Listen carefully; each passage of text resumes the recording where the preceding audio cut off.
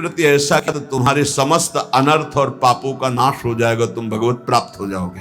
संगा सर्वात्मनः त्याज्या साचेत युक्तम न शक्यते। वैसे सिद्धांत है किसी का संग मत करो, असंगोहम पुरुषा। किसी का संग, महाभागवतों के संग को मोक्ष का खुला हुआ द्वार बताया गया, ये किसी में नहीं है, ये महाभागवत जन है। यहां कह रहे संगा सर्वात्मना त्याज्य, ये शरणागति की बात हो रही। पहला है सर्व तज हरिभज, सामर्थ्य नहीं है तो समस्त आचरण, घर परिवार भगवद अर्पित भाव से हर कर्म कृष्णार्पणम मस्तु, नाम जप, भगवत प्राप्त हो जाओगे। इसके लिए सावधानी है, संग का त्याग करो। कैसे संग का? बोले संगम त्यजेत मिथुनावृत्तिनाम मुमुक्षु।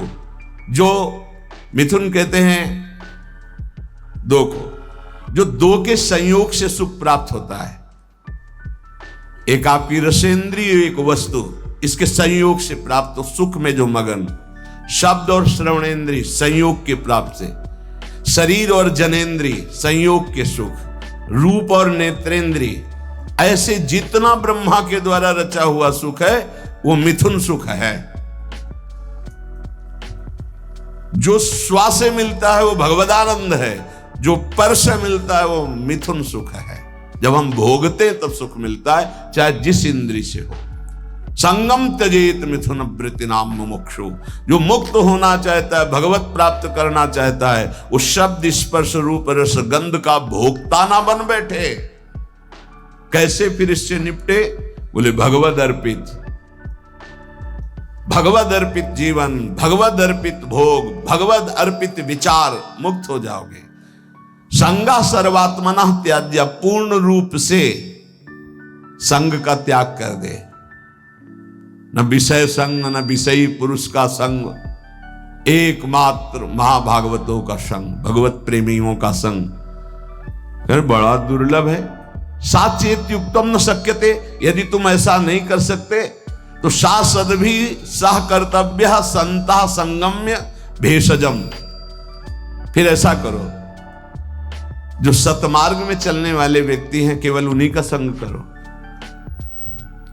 जिनके पास बैठने से भगवत चर्चा होती है, नाम जप की बात होती है, भगवत कीर्तन, भगवत गुणानुवाद सुनने को मिलता है, बोधयंता परस्परम, ऐसा संग करो। चाहे स्त्री पुरुष, घर गृहस्थी, कोई भी हो, जिनके पास बैठने से भगवत चर्चा होती, भगवत नाम, ऐसे लोगों का संग करो। शासद भी सा कर्तव्य, यही कर्तव्य है कि जो सद आचरण करने वाले लोग हैं उनका। पहली बात तो संगम सर्वात्मना त्याज्य, पर ऐसा करना बड़ा कठिन। साचेत युक्तम न शक्यते, ऐसा सब नहीं कर सकते तो बोले संग करो। फिर किसका? बोले सासद भी, जो सदमार्ग में चलने वाले हैं, जो अपने कर्तव्य का पालन करने वाले हैं। संता संगस्य भेषजम, और कहीं संत समागम मिल जाए तब तो भौष रोग से निवृत्ति होने की औषधि है संतजन। संत समागम मिला मानो संस्कृति के चक्र का अंत हो गया। बड़े भाग पाई सतसंगा, विनय प्रयास होई भवभंगा। भार्यादिरनुकूलश्चेत् कारयेत् भगवत् क्रियाः, उदासीने स्वयं कुर्यात् प्रतिकूले गृहं त्यजेत्, तत्यागे दूषणं नास्ति यतो विष्णु परांगमुखः। यदि आप गृहस्थी में फंस चुके हैं, अब आपको भगवत प्राप्ति कैसे हो? तो कह रहे हैं स्त्री आदि परिवार जो भी है, सबको भगवत परायण होने की शिक्षा दी जाए। सब नाम जप करो। हमसे अगर तुम अपनापन रखते हो तो 10 मिनट ही सही, पर तुम नाम जप करो। भगवत प्राप्ति के लिए कैसे घर का माहौल होना चाहिए ये बता रहे हैं। भार्यादि अनुकूलस, पत्नी को अनुकूल बनाओ।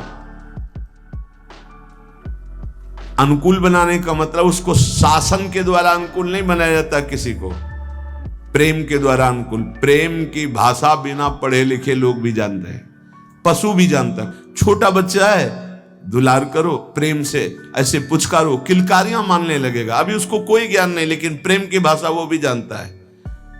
फिर वो तो अर्धांगिनी पत्नी है।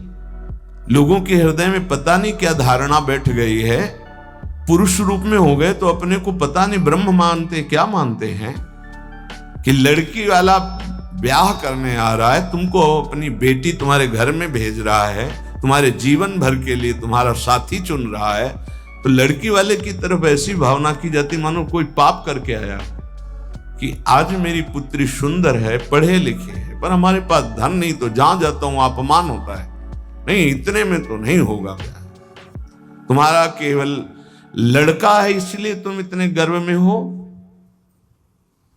क्या है तुम्हारे लड़के में कौन सी खास सी बात है? केवल लिंग परिवर्तन है तो स्त्रीलिंग में, वो पुरुष लिंग में, वो उसकी संतान है, वो तुम्हारे सामने झुक के दे रहा है, जो भेंट दे दे अपनी पुत्री को भाव से, वो बात अलग। तो वो अपने को गर्व मानते कि लड़का हो गया तो इतना दहेज लेंगे, और पर्चा ऐसे बनाते जैसे दुकान वाला व्यापारी पर्चा बनाता है, इतना इतना इतना, अब ले लो।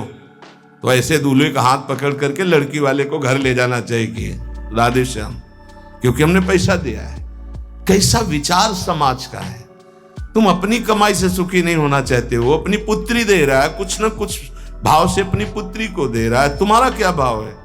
लड़के पक्ष वाले ऐसे गर्व में होते मानो त्रिलोक विजयी हो गए हों, लड़का हो गया तो। इसीलिए हमारे समाज की धारणाएं पापों को बढ़ावा दे रहे हैं। पुत्री हुई तो उसको किस भाव से देखा जाता है, किस भाव से? अगर लड़की न हो तो पैदा कहां से हो? विचार कीजिए। तो तुम्हारी जो पत्नी बनी हो तुम्हारे समान है, 1 इंच भी तुमसे कम नहीं किसी बात में।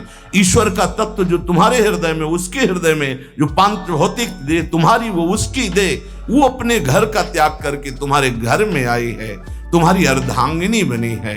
तो चाहिए कि तुम्हें प्यार के द्वारा अनुकूल, भार्यादि अनुकूल चेत कार्य भगवत क्रिया, प्रेम में बड़ी सामर्थ्य है। किसका परिवर्तन प्रेम से नहीं हो सकता है?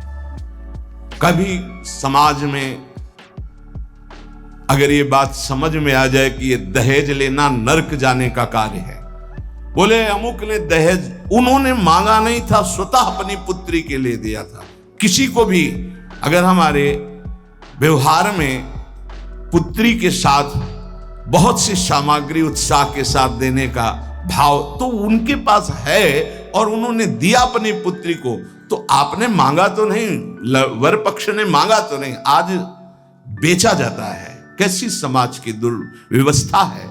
ना सत्संग सुनते हैं, ना शास्त्र समझते हैं। तो बच्चियों के प्रति कितना निकृष्ट भाव आ गया कि एक गरीब आदमी की यदि लड़की पैदा होती तो माथे पे हाथ रख करके सोचता है कि मेरा दुर्भाग्य।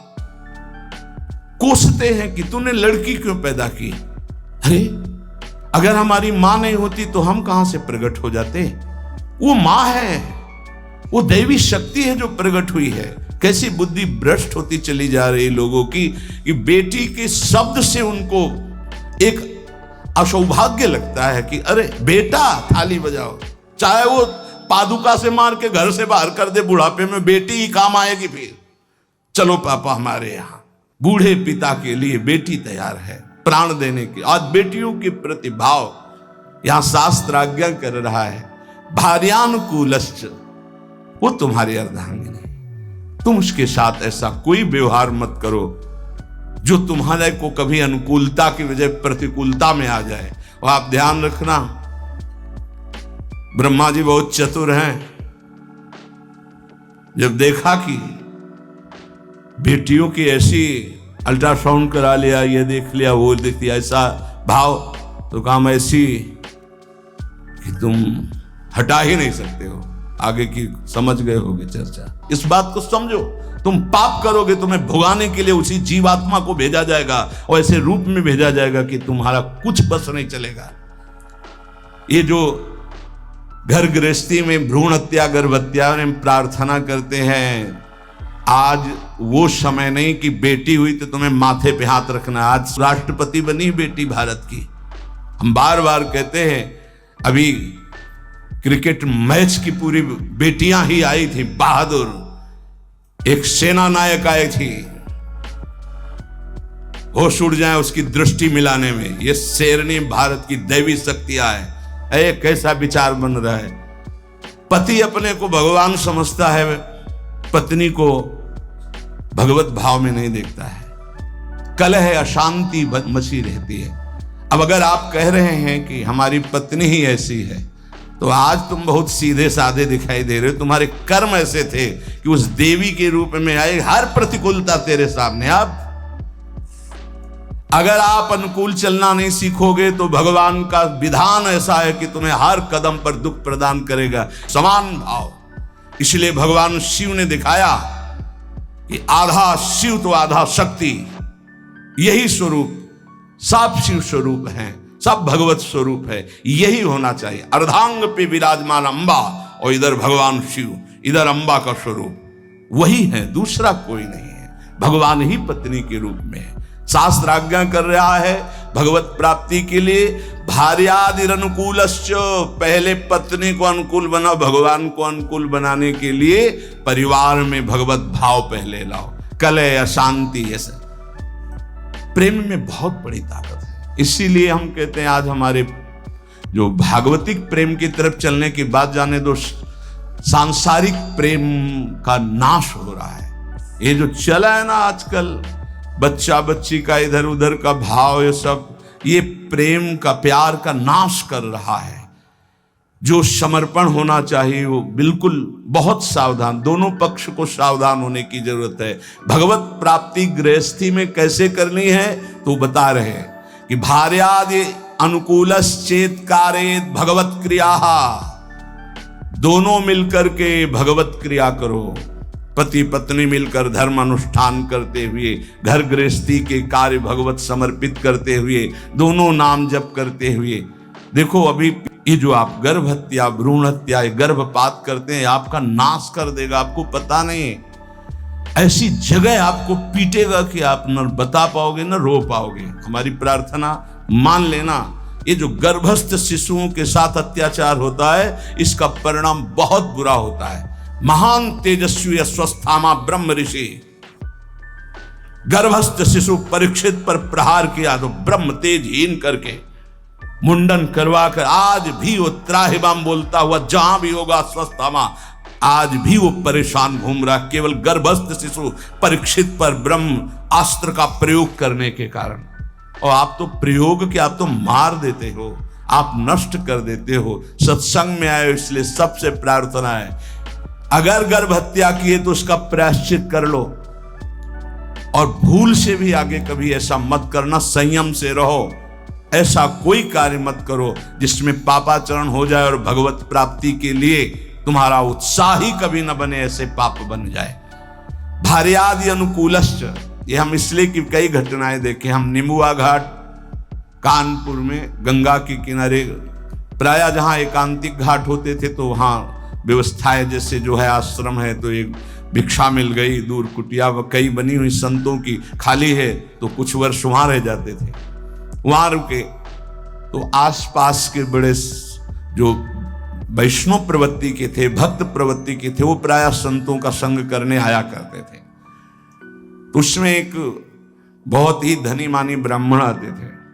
एक दिन वो अपनी बेटी को लेके आए तो ऐसे जली हुई पूरी आधी थी, आधा बहुत सुंदर स्वरूप था, आधा सब जला हुआ। तो उसकी आकृति देखकर कहा ऐसा कैसे हो गया? तो उन्होंने कहा कि ये जितनी इधर सुंदर है ऐसे पूरी सुंदर थी।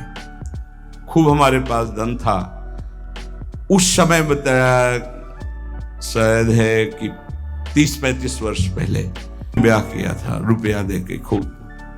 पर वो लोग ऐसे लालची निकले कि एक बार ब्याह के बाद जब दोबारा हमारी बेटी गई तो उन्होंने दहेज के लिए सूचना भेजी। उस समय मोबाइल तो था नहीं।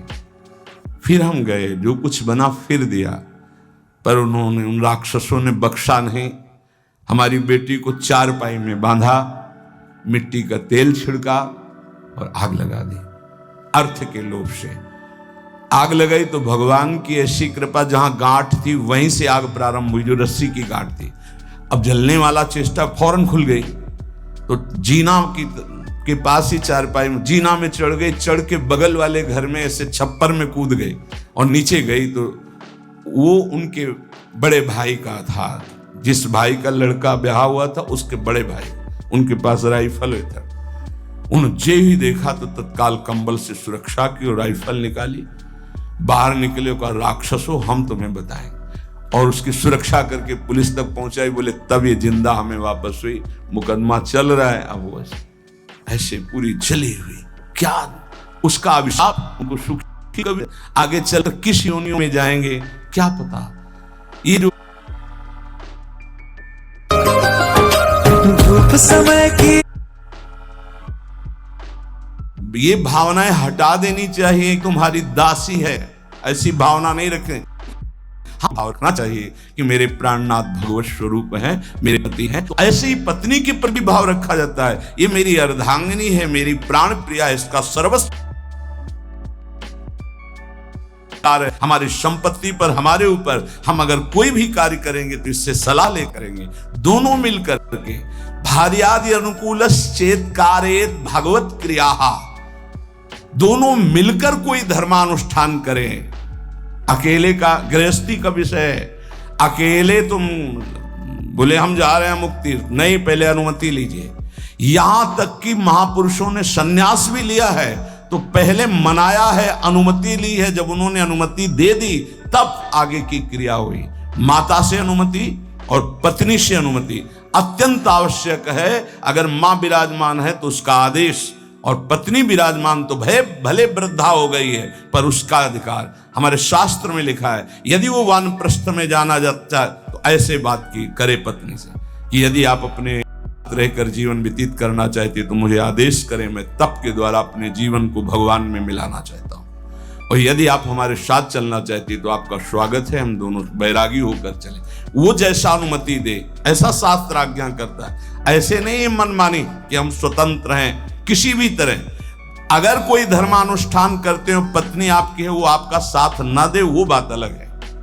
अगर वो आपके अनुकूल चलती है और आपने कोई धर्मानुष्ठान किया, पत्नी को साथ नहीं ले गए, तो अपने आप उसका ट्रांसफर हो जाएगा उसके पास। पाणिक ग्रहण की कोई खिलवाड़ नहीं, धर्मानुष्ठान ट्रांसफर हो जाएगा। और पूर्ण धर्म का संकल्प तभी माना जाएगा जब वो भार्या तुम्हारे वामांग में विराजमान होगी। जब सिया जी भूमि में विलीन हो गई तो रघुनाथ जी जब यज्ञ किए तो स्वर्ण की सिया जी बनाकर वामांग में विराजमान की गई। और तुम्हारी अर्धांगिनी विराजमान हो, तुम धर्मानुष्ठान करने जा रहे हो, सफल हो जाओगे। भार्यादि अनुकूलश्चेत् कारयेत् भगवत क्रिया। गृहस्थी में हो तो तुम्हें पहले अपने परिवार को अनुकूल बनाना होगा, पत्नी को, माता पिता को, परिवार को भगवत स्वरूप मानते हुए अनुकूल उसको बनाओ धर्म के द्वारा, भागवत भाव के द्वारा। उदासीने स्वयं कुर्यात् प्रतिकूले गृहं त्यजेत्। यहां कह रहे हैं उनकी आज्ञा से सेवादि के द्वारा राजी करके फिर भजन की प्रवृत्ति बढ़ावे। पहले पति पत्नी को अनुकूल करे, परिवार को अनुकूल, जो भगवत प्राप्ति का रास्ता है। ऐसा नहीं जैसे एक दो लोग आए कि अब हम तो नहीं, दोनों राजी तो राजी, नहीं तो धर्म से चलो जैसी धर्म आज्ञा करती। पाणिक ग्रहण के समय ये श्रुतियां, ये शास्त्र जो साक्षी बनाए गए थे वो पति पत्नी के भाव से बनाए गए थे। वो तुम्हारी इच्छा नहीं, लेकिन उसकी भावना की पूर्ति के लिए आपको गृहस्थ धर्म स्वीकार करना चाहिए। अगर भगवत भाव के विरुद्ध और बहुत ही कुटिल स्वभाव है तो देखो यहां शास्त्र का आज्ञा कह रहा है एकदम विरुद्ध, धर्म विरुद्ध, भगवत भाव विरुद्ध, बिल्कुल कुटिल व्यवहार, तो फिर बात अलग है कि अब वो धर्म में साथ नहीं दे रही तो आप धर्म करो। फिर भी पाणिक ग्रहण किया तो धर्म का हिस्सा उसके समीप जाएगा, उसका कल्याण होगा। ऐसे कोई खिलवाड़ नहीं पाणिक ग्रहण करना। जो परांगमुख, भगवत परांगमुख,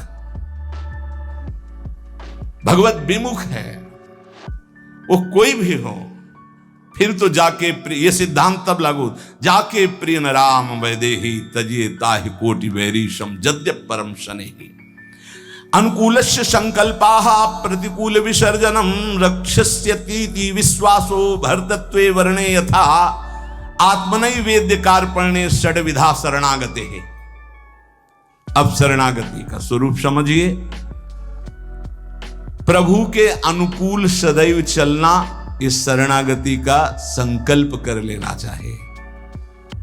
जो गीता में, भागवत में जो गुरुजनों ने, संतों ने आदेश किया है वो प्रभु के अनुकूल है। श्री कृष्ण अनुकूलेन प्रतिकूलस्य विसर्जनम। भगवान के, गुरु के, संतों के वाक्यों के प्रतिकूल कभी न चलना। अनुकूलस्य संकल्पाः, ये जीवन भर के लिए संकल्प लिया जाए अपने लोग मिलकर कि प्राण चाहे चले जाएं, धर्म के विरुद्ध आचरण नहीं करेंगे। प्रतिकूलस्य विसर्जनम, प्रतिकूल आचरण कभी हम प्रभु के नहीं करेंगे, प्रतिकूल आचरण नहीं करेंगे। भूल न दें कुमारग पाओ। और रक्षिष्यति विश्वासो, मेरे भगवान मेरी रक्षा करेंगे, पक्का विश्वास बना लो। शरणागति की तरफ कदम बढ़ाने के लिए ये पक्का विश्वास बना लो, भगवान मेरी रक्षा। कई जगह ऐसी देखा है। एक जगह हम फूल चयन कर रहे थे प्रभु के लिए। अब चित्तवृत्ति प्रियाजू में फूलों को देख, ये फूल ऐसा, और कदम आगे बढ़ रहे थे और वो वाकूफ था। जैसे किसी ने हमको ऐसे रोक दिया, अचानक दृष्टि ऐसे रोका, जैसे मानो कोई धक्का मारो, तो एकदम ऐसे अगला कदम जो गिरने वाला था वो एक एक कदम पे प्रभु, एक एक कदम पे, पूरे जीवन की बात कह रहे हैं, एक एक कदम पे प्रभु ने रक्षा की, प्रभु ने ही रक्षा की। तो रक्षिष्यति विश्वासो, दृढ़ विश्वास करो, जिनकी तुम शरण में हो तुम्हारे को हर समय देख रहे, तुम्हारी रक्षा करेंगे। कभी अगर ऐसी घटना दिखाई दे कि भगवान ने भक्त की रक्षा नहीं की, तो पहली बात है कि बाहरी आडंबर है, भक्ति में विश्वास निष्ठा नहीं है। पहली बात मान लीजिए। बाहर से कभी कभी इतना लुभावना स्वरूप होता है कि हनुमान जी जैसे परम ज्ञानी भी लुभायमान हो जाते हैं। जिस समय वो राम राम का कीर्तन कर रहा था, संत भेष था, पर्णकुटी थी, सरोवर था, बिल्कुल फिट ऐसा लग रहा था, जन्म जन्मांतरों से ऋषि ही है, वो है कालनेमी राक्षस था ना।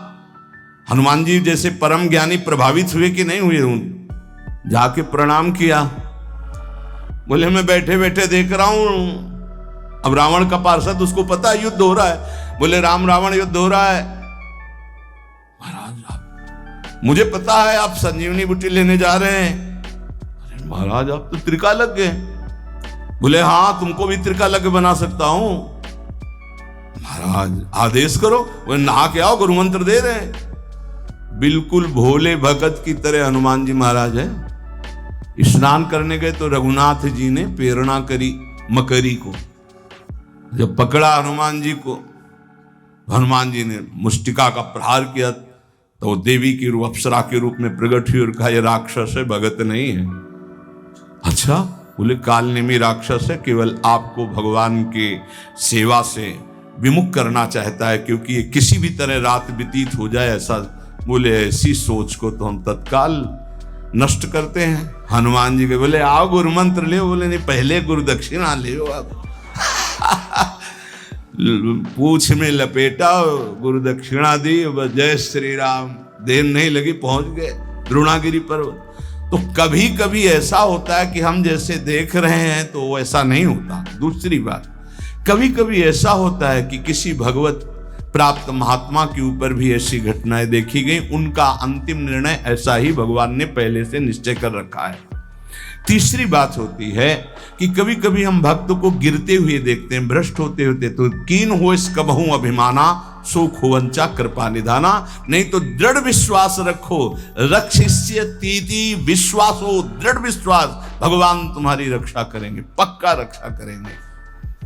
कई जगह ऐसे जीवन में भक्तों के आते जहां भगवान स्वयं रक्षा करते थे, स्वयं देखा बिल्कुल कि साक्षात भगवान ही है। नहीं, इस समय कैसे हो सकता था? कई ऐसे हजारों घटनाएं। और भर्तृत्वे वर्णेय था, जैसे